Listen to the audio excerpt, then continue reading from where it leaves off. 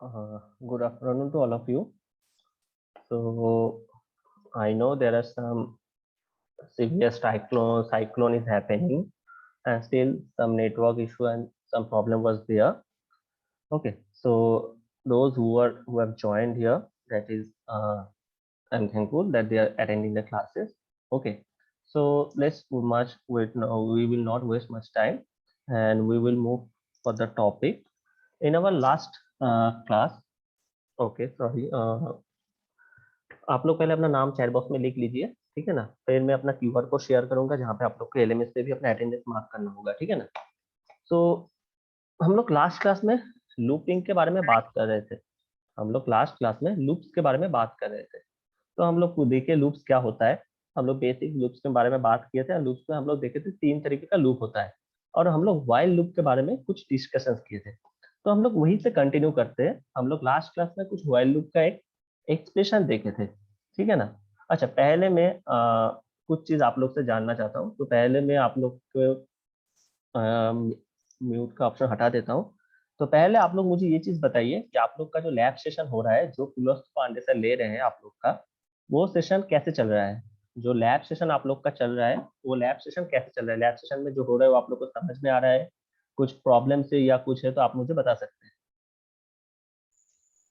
Sir एक class sir का हाँ, एक क्लास हुआ है। हाँ, तो एक एक करके बताइए कि आप लोग का एक क्लास हुआ है, मुझे अभी तक पता है।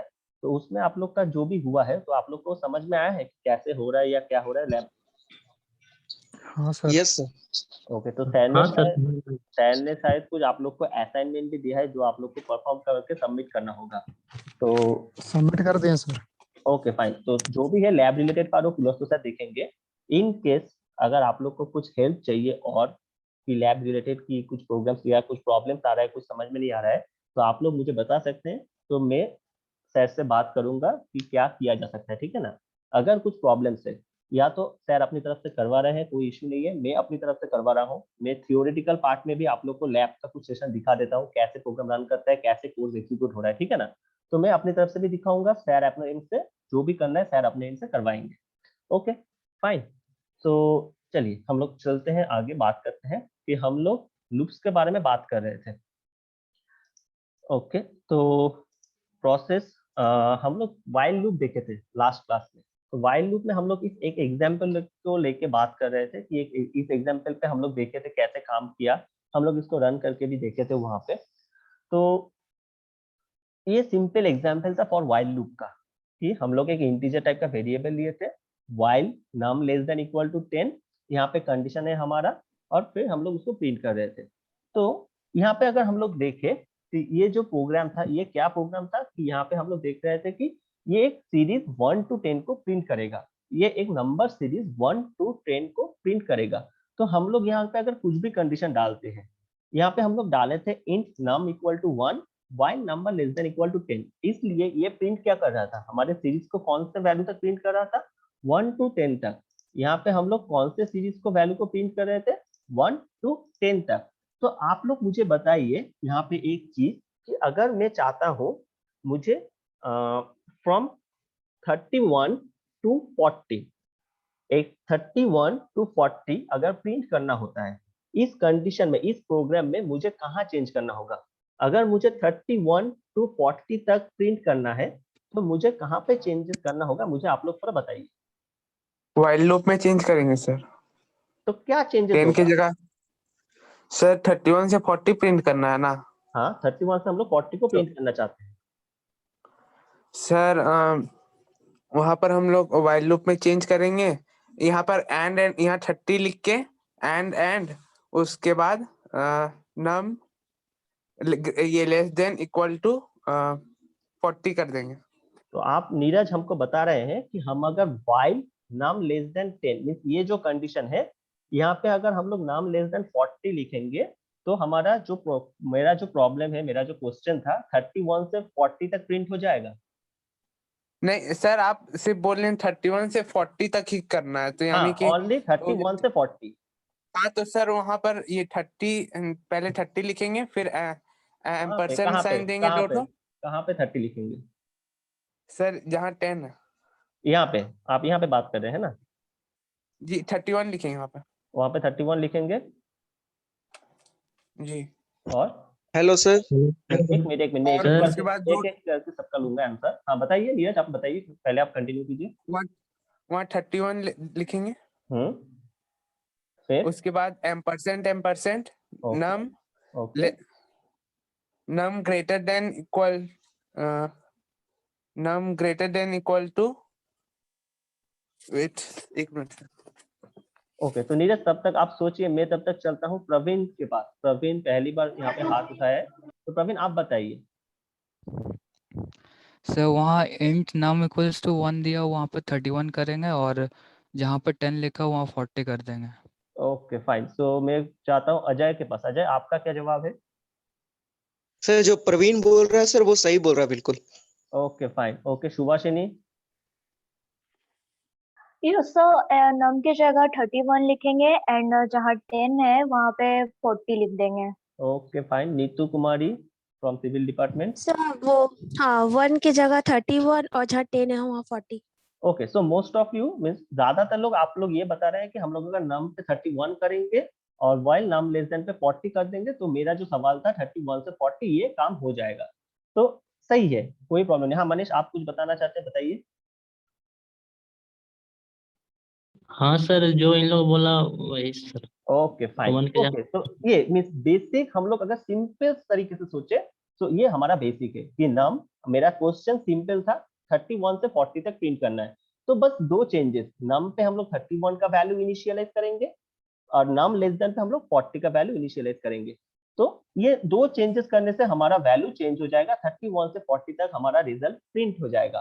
तो यही हम लोग को सोचना है कि हमारा सवाल क्या है, प्रॉब्लम स्टेटमेंट क्या है, हम लोग उसको कैसे एग्जीक्यूट कर सकते हैं, क्या चेंजेस, क्या स्मॉल चेंजेस करने से हमारा प्रॉब्लम रन हो जाएगा। ठीक है ना? तो ये चीज हम लोग को दिमाग पे रखना होगा। ठीक है ना? और एक चीज मैं यहाँ पे थोड़ा बताना चाहता हूँ कि यहाँ पे नम इक्वल टू है, तो इक्वल टू और डबल इक्वल टू ये दोनों चीज में डिफरेंस है। सी में equal to and double equal to इसमें थोड़ा डिफरेंस है। तो हम लोग जब कोई वैल्यू इनिशियलाइज करते हैं, हम लोग किसी वेरिएबल पे, यहाँ पे वेरिएबल क्या है मेरा, what is my variable in this particular program? Num num. तो नम जो वेरिएबल है, यहाँ पे नम का जो वेरिएबल है, हम लोग जब कोई भी वेरिएबल पे वैल्यू इनिशियलाइज करना चाहते हैं, कोई भी वेरिएबल पे कोई वैल्यू हम लोग देना चाहते हैं, तो हम लोग वहाँ पे equal to, single equal to value use करते हैं।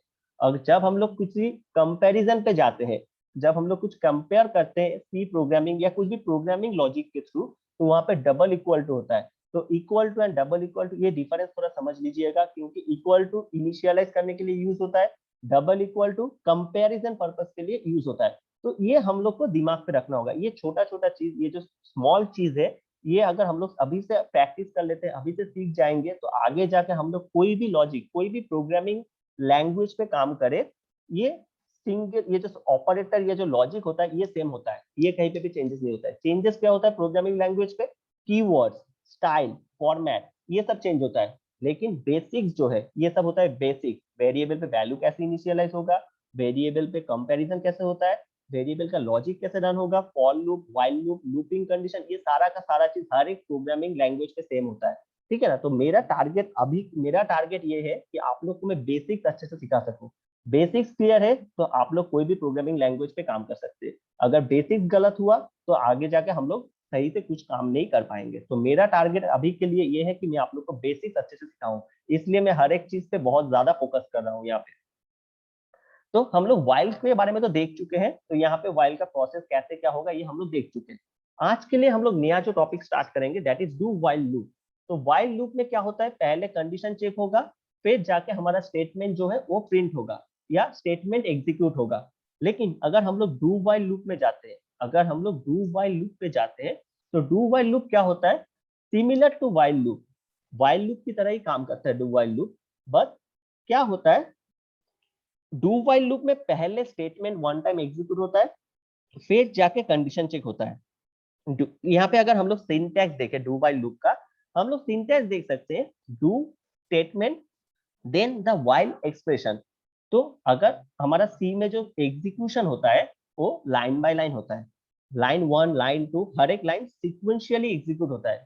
तो अगर हम लोग ये स्टेटमेंट्स को एग्जीक्यूट करना चाहते हैं तो पहले हमारा कौन सा पार्ट एग्जीक्यूट होगा, डू वाला पार्ट, ये डू स्टेटमेंट वाला पार्ट एग्जीक्यूट होगा, फिर जाके व्हाइल वाला पार्ट एग्जीक्यूट होगा। मतलब हमारा डू में जो स्टेटमेंट पार्ट रहेगा ये पहले ही एक time, one time, single time पहले ही एग्जीक्यूट हो जाएगा स्टेटमेंट, या जो हमारा व्हाइल का जो लॉजिक है ये सही भी हो या गलत हो।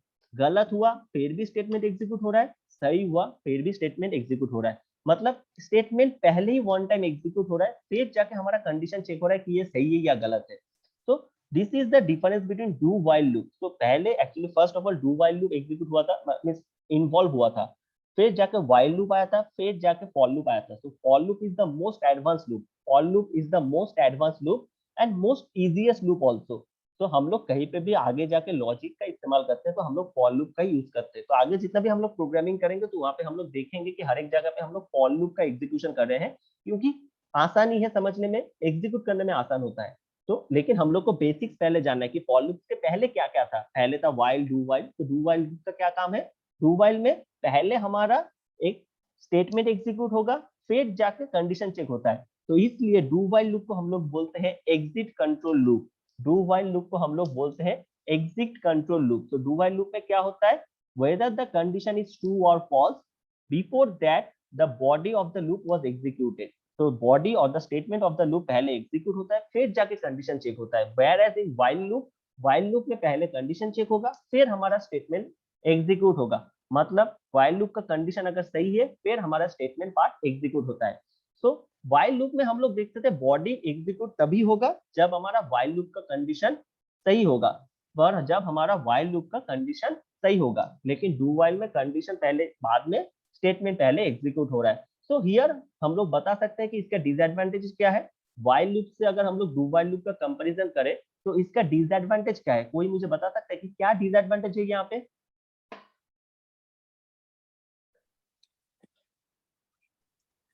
सर अगर कंडीशन रॉन्ग भी होगा तो स्टेटमेंट पहले प्रिंट हो जाएगा और स्टेटमेंट बाद में चेक होगा। और स्टेटमेंट नहीं, कंडीशन बाद में चेक होगा। स्टेटमेंट हाँ, नहीं, condition कंडीशन बाद बाद में। में चेक होगा। मतलब हमारा यहाँ पे एक चीज क्या हो रहा है गलत, कि स्टेटमेंट पहले एग्जीक्यूट हो रहा है, कंडीशन गलत हुआ फिर भी। और एक प्रॉब्लम क्या है यहाँ पे और एक प्रॉब्लम है, यहाँ पे हमारा मेमोरी वेस्ट हो रहा है। हमारा मेमोरी वेस्ट हो रहा है। मेमोरी कहाँ पे वेस्ट हो रहा है, स्टेटमेंट को पहले वन टाइम प्रिंट हो रहा है, मतलब कंडीशन अगर गलत हुआ तो मेमोरी फिर भी वेस्ट हो रहा है यहाँ पे। तो ये एक डिसएडवांटेजेस है यहाँ पे, ठीक है ना। तो अगर हम लोग इसका एक एग्जाम्पल पे डायरेक्ट बात करें, थियोरेटिकल पार्ट हम लोग एग्जाम्पल से ही समझ जाएंगे। तो क्या है, एक यहाँ पे प्रोग्राम हम लोग देख सकते हैं, ये सब हमारा हेडर फाइल है stdio.h and punaio.h header file.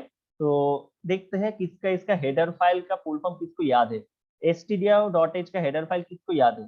पहले कोई आप लोग नहीं बताइए, नहीं नीरज रुक जाइए, यहाँ पे बहुत सारे स्टूडेंट है जो कभी भी अपना आंसर नहीं देते हैं या माइक बंद करके बस बैठे रहते हैं। तो मैं पहले उन लोग से कुछ पूछना चाहूंगा, जैसे कि है हमारा Vivek Kumar Giri from mechanical department. Vivek Kumar,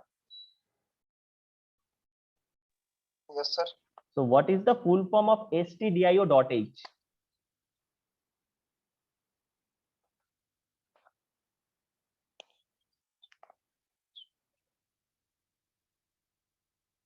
तो विवेक आपको पता है क्या, अगर नहीं पता है तो आप बता दीजिए सर, मुझे याद नहीं है, कोई इशू नहीं है। नो सर, याद नहीं।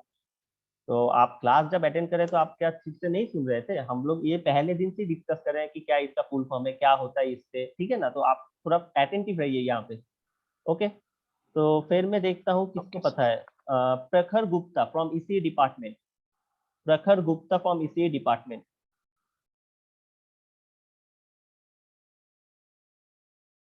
प्रखर गुप्ता, आर यू देयर?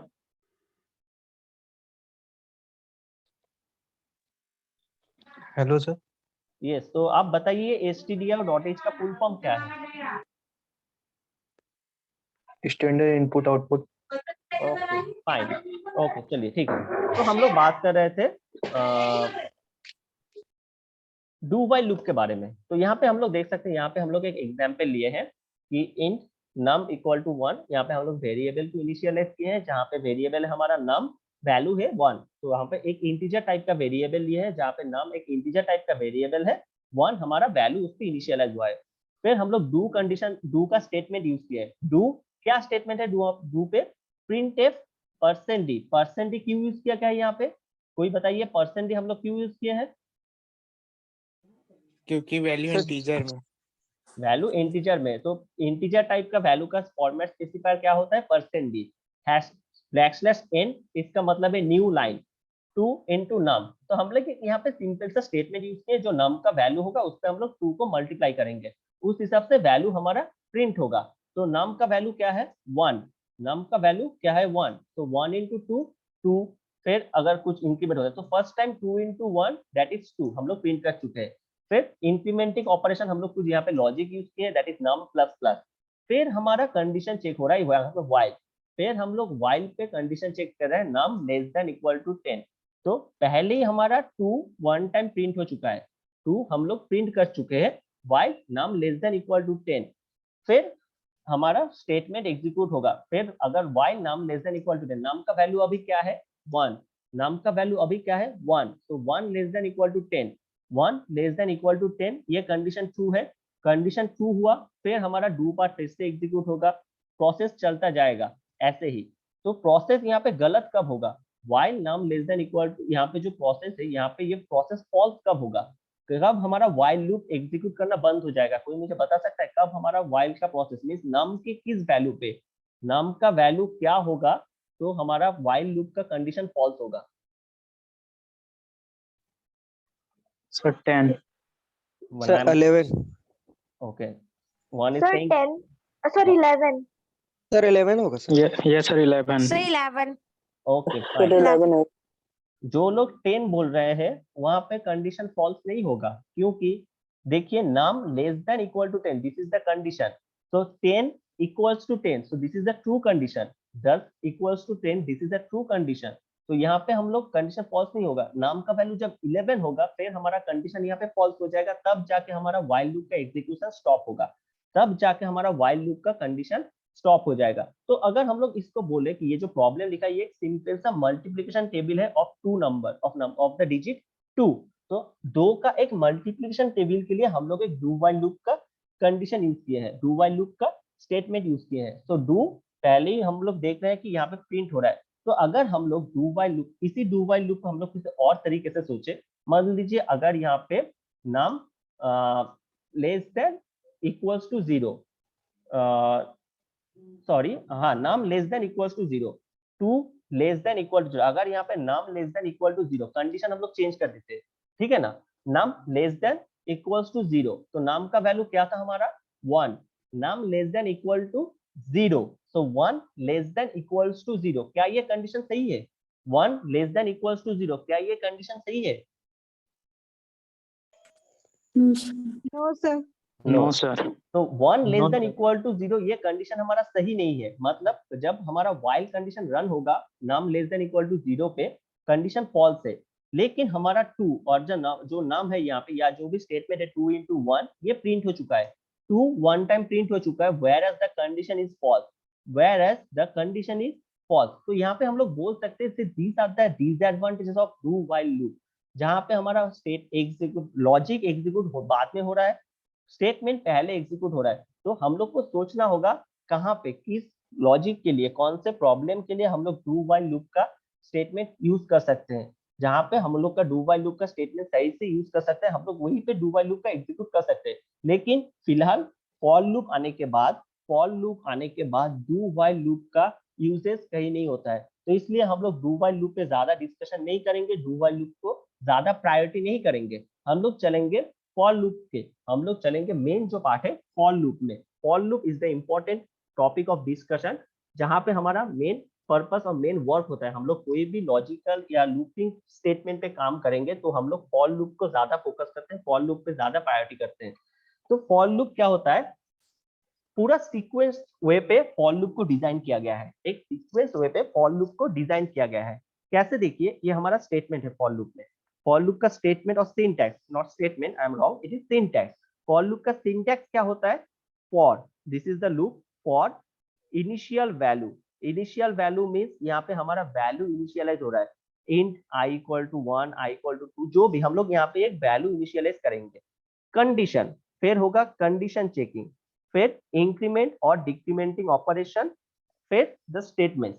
तो यहाँ पे हम लोग देख सकते हैं जो भी पहले वाइल डू वाइल लूप पे हम लोग देखे कि 3 पार्ट होता है, कोई भी लूप का 3 पार्ट होता है। एक initialising of the value, first part initialising of the value, second part condition, second part is द कंडीशन। पहले हम लोग वैल्यू को इनिशियलाइज किए, देन हम लोग कंडीशन को चेक करेंगे, कंडीशन सही हुआ तो स्टेटमेंट एग्जीक्यूट होगा, फिर स्टेटमेंट एग्जीक्यूट होने के बाद वैल्यू जो है वो इंक्रीमेंट या डिक्रीमेंट होगा as per the problem, what will be the problem statement, उस हिसाब से वैल्यू इंक्रीमेंट या डिक्रीमेंट हुआ किया जाएगा। तो हम लोग देख रहे हैं फॉर लूप में एक प्रोसेस को फॉलो किया जा रहा है, एक सीक्वेंस को फॉलो किया जा रहा है। क्या सीक्वेंस? पहला सीक्वेंस क्या होना चाहिए कोई भी स्टेटमेंट का? इनिशियलाइज। अगर वैल्यू वहां पे नहीं है, अगर कोई वैल्यू हम लोग इनिशियलाइज नहीं किए तो लूप का एग्जीक्यूशन नहीं होगा। दूसरा पार्ट कंडीशन चेकिंग, कंडीशन अगर सही है तभी जाके हमारा वैल्यू एग्जीक्यूट होगा, कंडीशन फॉल्स है तो वैल्यू एग्जीक्यूट नहीं होगा। फिर इंक्रीमेंट और डिक्रीमेंटिंग ऑपरेशन। तो आप लोग बोल सकते हैं कि ये प्रोसेस तो व्हाइल लूप में भी फॉलो हो रहा है, सही है, व्हाइल लूप में प्रोसेस फॉलो हो रहा है, लेकिन क्या प्रॉब्लम है? व्हाइल लूप और फॉर लूप का डिफरेंस क्या है? व्हाइल लूप में लाइंस ऑफ कोड ज्यादा होता है, मेमोरी ज्यादा लगता है। फॉर लूप में हम लोग उस मेमोरी वेस्टेज को या लाइंस ऑफ कोड को शॉर्ट किए हैं। फॉर लूप पे पूरा लाइन या जो प्रोसेस है वो एक ही लाइन पे एग्जीक्यूट हो रहा है, पूरा जो प्रोसेस है एक ही स्टेटमेंट पे एग्जीक्यूट हो रहा है, फिर जाके स्टेटमेंट मींस एक single for loop statement and एक वन सिंगल स्टेटमेंट लाइन।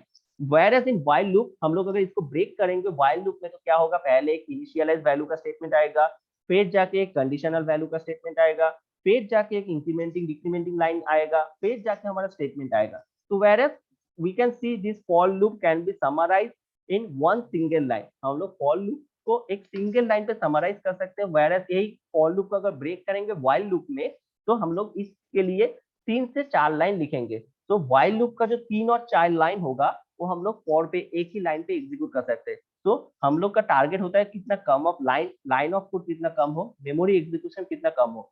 तो this is the use of for loop. तो फॉर लूप में क्या होता है? Initial value of the loop is performed only once. तो पहले ही हम लोग वैल्यू को इनिशियलाइज करते हैं, इनिशियलाइजिंग ऑफ वैल्यू यहाँ पे एक बार होता है, फिर कंडीशन चेकिंग होता है यहाँ पे, condition what ever the condition आप लोग अपनी तरफ से प्रॉब्लम रिलेटेड जो भी प्रॉब्लम होगा हम लोग उस प्रॉब्लम के हिसाब से कंडीशन सेट करेंगे, फिर स्टेटमेंट चेक होगा, अगर स्टेटमेंट सही कंडीशन सही हुआ तो फिर स्टेटमेंट चेक होगा, अगर कंडीशन फॉल्स हुआ तो लूप अपना काम करना बंद कर देगा, फिर अगर कंडीशन सही है तो प्रोसेस को एग्जीक्यूट करने के लिए इंक्रीमेंट या डिक्रीमेंट ऑपरेशन फॉलो हो जाएगा, इंक्रीमेंट या डिक्रीमेंट ऑपरेशन फॉलो होगा। तो यहाँ पे हम लोग एक सिंपल सा एग्जाम्पल देख सकते हैं, जो एग्जाम्पल पहले हम लोग व्हाइल लूप पे भी देखे थे, जो एग्जाम्पल पहले हम लोग व्हाइल लूप पे देखे थे हम लोग भी एग्जाम्पल यहाँ पे देख रहे हैं। क्या था व्हाइल लूप का एग्जाम्पल? कि print the number 1 to 10, print the number 1 to 10। so print the number 1 to 10 अगर हम लोग while loop का एग्जाम्पल पे चले, अगर हम लोग while loop के एग्जाम्पल पे चले print the number 1 to 10 तो हम लोग देख सकते हैं यहाँ पे एक बार इनिशियलाइज हुआ है, एक बार यहाँ पे while का कंडीशन चेक हुआ है, फिर printf स्टेटमेंट यूज हुआ है, फिर हमारा वैल्यू इंक्रीमेंट डिक्रीमेंट हुआ है। whereas in for loop हम लोग देख सकते हैं पूरा प्रोसेस एक ही बार में यहाँ पे इनिशियलाइज या प्रोसेस जो है पूरा एक ही टाइम पे हुआ है। अब हम लोग यहाँ पे जो इंट नंबर लिखे हैं, इंट नंबर लिखे हैं, हम लोग इसको भी यहाँ से हटा सकते हैं, हम लोग इंट नंबर पार्ट को भी यहाँ से हटा के यहाँ पे जो नंबर है, यहाँ पे जो नंबर वाला पार्ट है नंबर इक्वल टू 1, इसके पहले हम लोग इंट लिख सकते हैं। तो for int number equal to 1, तो ऊपर वाला जो इंट नंबर पार्ट है वो भी हम लोग हटा दिए, मतलब लाइंस ऑफ कोड बहुत कम हो चुका है।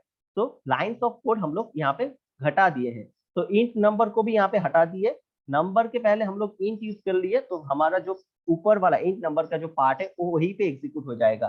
तो हम लोग देख सकते हैं सिंपल फॉर लूप से हम लोग 1 to 10 वैल्यू को अगर प्रिंट करना चाहते हैं तो ये value automatic by this particular for loop हम लोग यहाँ पे 1 to 10 को प्रिंट कर सकते हैं।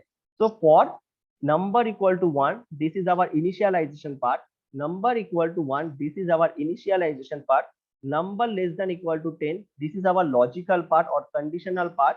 अगर नम इक्वल टू 1 तो हम लोग इसको चेक करते हैं एक एक करके स्टेप।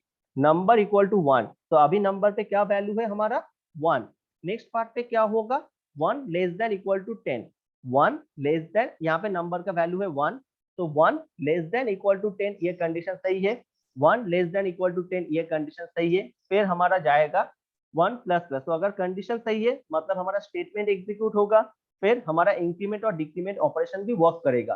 तो 1 लेस देन इक्वल टू 10, तो नंबर यहाँ पे प्रिंट हो जाएगा 1 और हमारा वैल्यू इंक्रीमेंट हो जाएगा। 1 प्लस प्लस मतलब 1 प्लस 1, डबल प्लस का मतलब क्या था, हम लोग ने क्या बताया था क्लास में डिस्कशन होने के टाइम, डबल प्लस का मतलब क्या है, नंबर प्लस प्लस यहाँ पे इंक्रीमेंट और डिक्रीमेंट। Increment sir.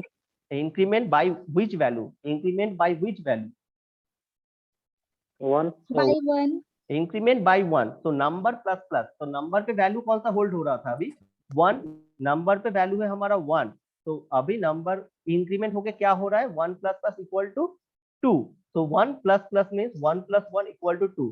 तो अभी हमारा जो नंबर का पार्ट है यहाँ पे वैल्यू चेंज होके क्या हो जाएगा 2, अभी नंबर का वैल्यू क्या होल्ड होगा 2, फिर एग्जीक्यूशन होगा ऑफ कंडीशन का 2 less than equal to 10, this is true condition, फिर हमारा वैल्यू प्रिंट हो जाएगा यहाँ पे 2, फिर हमारा इंक्रीमेंट होगा 2 plus plus that is 2 plus 1 equal to 3, फिर हमारा नंबर का वैल्यू चेंज हो जाएगा 3 पे।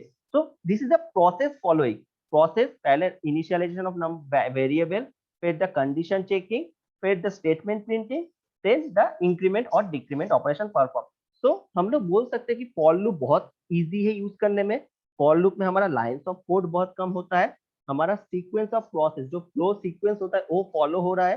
तो it is better to use the for loop everywhere, it is better to use the for loop everywhere. मैं आज कुछ वजह से आप लोग को इसको प्रोग्रामिंग पे रन करके नहीं दिखा पा रहा हूँ, ठीक है ना, क्योंकि मेरा जो सॉफ्टवेयर है उस पर कुछ कंपाइलेशन प्रॉब्लम हो रहा है, ठीक है। मैं ये प्रॉब्लम नेक्स्ट क्लास में शॉर्ट आउट करके आप लोग को ये प्रॉब्लम रन करके जरूर दिखाऊंगा, ठीक है ना। सो बाय सर यस मुस्कान बताइए।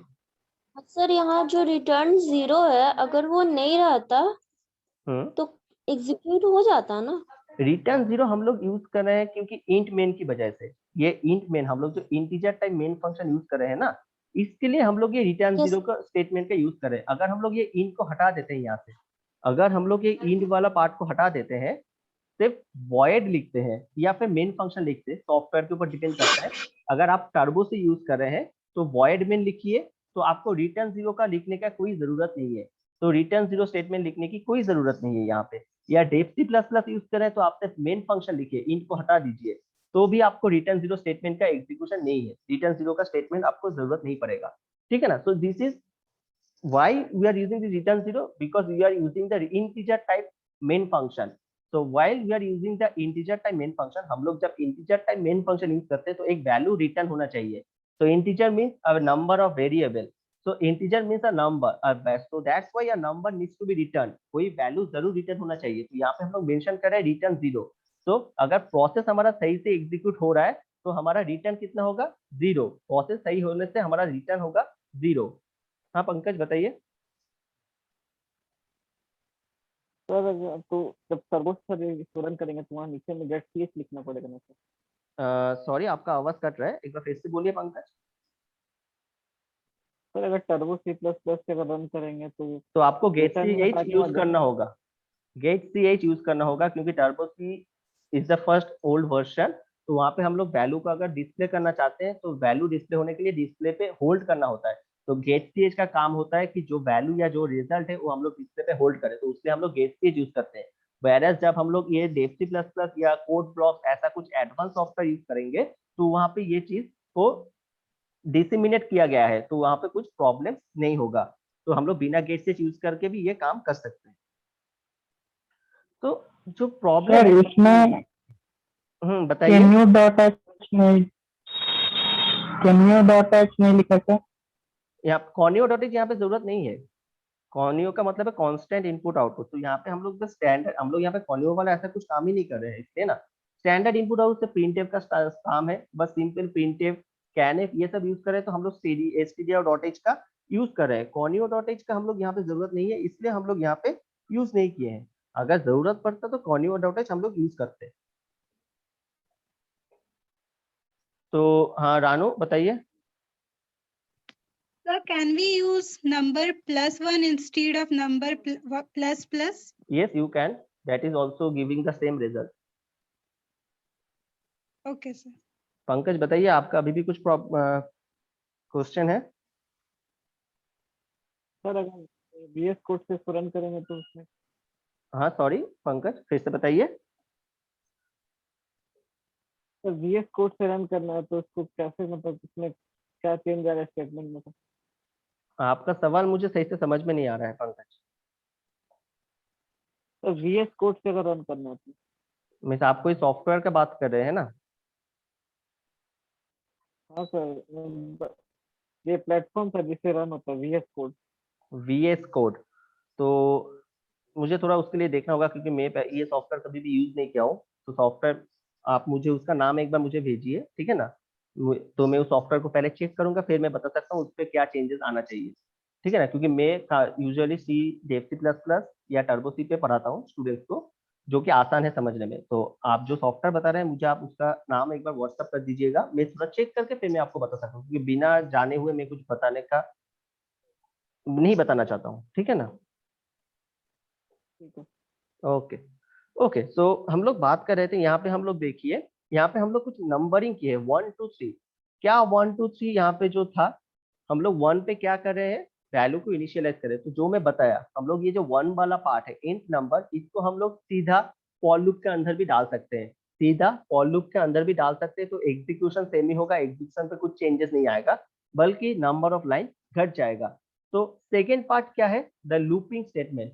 सेकेंड पार्ट में हमारा जो है लूप, तो यहाँ पे लूप पे हमारा क्या हो रहा है, इनिशियलाइजेशन पार्ट हो रहा है, वैल्यू इनिशियलाइज हो रहा है, फिर क्या हो रहा है, कंडीशन चेकिंग हो रहा है, सारा का सारा काम हो रहा है। और 3 नंबर पे क्या है, जो बॉडी स्टेटमेंट, जो स्टेटमेंट है उसको हम लोग एग्जीक्यूट कर रहे हैं। तो हम लोग बार बार उस कोड को एग्जीक्यूट करेंगे, उसको एग्जीक्यूट पे चेक करेंगे। तो मेरा वही प्रॉब्लम वही सेम है, फिर सवाल मेरा वही होगा जो व्हाइल लूप पे आप लोग को किए थे, वही सवाल मैं यहाँ से आप लोग को फिर भी कर रहा हूँ। तो कौन सा, अगर हम लोग को वैल्यू यहाँ पे प्रिंट करना होता है, मान लीजिए 23 to 57 हम लोग को अगर प्रिंट करना होता है, तो कहाँ कहाँ चेंजेस लाना होगा? आप लोग अपना हाथ उठाइए, मैं किसी एक से पूछूंगा। 23 to 57 को अगर हम लोग चेक करना चाहते हैं, we need to print 23 to 57। तो 23 to 57 को अगर हम लोग प्रिंट करना चाहते हैं, तो कहाँ कहाँ चेंजेस लाना होगा? मैं किसी एक से पूछूंगा। तो मैं पहले देखूंगा कौन सा नाम अभी तक नहीं बताया गया है। तो शिशिर कुमार गुप्ता, आपका नाम मैं पहली बार देख रहा हूँ, तो आप मुझे बताइए। यस सर, जहाँ नंबर इक्वल टू 1 है वहाँ 20 सर 23 से बोले सर 23 to 57। हाँ सर, तो नंबर इक्वल टू 23, उसके बाद semicolon, number less than equal to 57। Number less than equal to 57। Okay, अब मेरा सवाल मैं थोड़ा यहाँ पे घुमा देता हूँ। मेरा सवाल ये है, मैं number less than equal to sign जो है, ये इक्वल टू साइन को हटा देता हूँ। मैं इक्वल टू साइन यूज नहीं करना चाहता हूँ। नंबर लेस देन क्या वैल्यू होगा, इक्वल टू साइन में हटा दिया, तो नंबर लेस देन क्या वैल्यू होगा वहां पे, जहां पे हम लोग 23 to 58। ओके, तो फाइन, तो दिस इज द लॉजिक। तो हम लोग को ये लॉजिक समझना होगा, कैसे हम लोग यहाँ पे प्रिंट कर रहे हैं, कैसे हम लोग यहाँ पे स्टेटमेंट को यूज कर रहे हैं। ओके ना? तो जो आप लोग अपना हैंड लोअर कर लीजिए, क्योंकि यहाँ पे मुझे मेरा जवाब मिल चुका है, ठीक है ना? अच्छा, और एक चीज मैं देखता हूँ कि यहाँ पे पार्टिसिपेंट्स तो बहुत, स्टूडेंट यहाँ पे क्लास में बहुत रहते हैं, लेकिन जब मैं कोई सवाल पूछता हूँ तो आंसर सिर्फ कोई गिने चुने 8-10 स्टूडेंट्स ही देते हैं। तो बाकियों का रिस्पॉन्स मुझे नहीं मिल रहा है। तो आप लोग को अगर कुछ प्रॉब्लम है समझने में, आप लोग को कुछ दिक्कत आ रहा है, तो आप लोग जरूर बताइए, क्योंकि मैं चाहता हूँ कि आप लोग हर एक स्टूडेंट को समझ में आए जो मैं पढ़ा रहा हूँ। तो आप लोग, मैं कोई सवाल जब पूछूंगा तो आप लोग भी अपना हैंड रेज कीजिए, अपना आंसर दीजिए। गलत हो सही हो वो मैं डिसाइड करूंगा, गलत होने से मैं कोई मारूंगा पीटूंगा नहीं। आप लोग का गलत होने से आप लोग को फायदा है कि मुझे पता चलेगा आपको समझ में नहीं आ रहा है, तो मैं आपको समझाऊंगा फिर से, ठीक है ना? तो मैं चाहता हूँ हर एक स्टूडेंट जब मैं कोई सवाल करूँ तो अपना आंसर देने के लिए हैंड रेज कर दीजिए, तबकि मैं किसी सबसे पूछ सकूं कि आपका क्या प्रॉब्लम है, आपका जवाब क्या है, ठीक है ना? तो मैं ये चाहता हूँ, so this is the reason. So आप मुझे बता सकते हैं, तो आज का क्लास का टाइम अभी तक खत्म होने वाला है, ठीक है ना? बस 2 मिनट है, बहुत कम है। तो आप, मैं एक सवाल आप लोग से पूछना चाहूंगा कि अभी तक मैंने जितना पढ़ा है, जितना डिस्कशन क्लासेस हुआ है, जितना क्लास हुआ है, तो आप लोग को कुछ समझने में प्रॉब्लम आया है, कुछ ऐसा हुआ है तो आप मुझे बताइए। किसी का कुछ प्रॉब्लम से समझने में या कुछ दिक्कत है, आप लोग तो मुझे बता सकते हैं। मनीष बताइए। सर वो डू लूप में जो है वो टर्मिनेट कब होगा सर? कौन सा? डू लूप जो पढ़ाए थे सर अभी थोड़ा देर पहले। हाँ डू लूप, मैं डू लूप पे चलता हूँ आपका। हाँ बताइए, डू लूप यहाँ पे है। टर्मिनेट उसमें सर वैल्यू तो लॉजिक जब गलत होगा, लूपिंग स्टेटमेंट तभी टर्मिनेट होता है। लॉजिक जब तक गलत नहीं होगा, लॉजिक जब तक फॉल्स नहीं होगा, तो डू हो या वाइल हो या फॉर लूप हो, कोई भी लूप हो, लॉजिक जब तक गलत नहीं होगा एग्जीक्यूशन चलता रहेगा। जहां पे लॉजिक फॉल्स हो जाएगा वहां पे एग्जीक्यूशन रुक जाएगा। सर तो नंबर का वैल्यू तो 10 तक ही है, लेकिन यहाँ रिजल्ट 20 तक आ रहा है सर। रिजल्ट 20 तक नहीं आ रहा है, आप इसका लॉजिक नहीं समझे। लॉजिक क्या है यहाँ पे देखिए, 2 इंटू नाम। लॉजिक क्या है, 2 इंटू नाम। नाम का जो वैल्यू है वो 2 से मल्टीप्लाई हो रहा है, तो नाम लेस देन इक्वल टू 10। तो मान लीजिए नाम का वैल्यू 10 है, तो 10 इक्वल टू 10, ये कंडीशन सही है, राइट।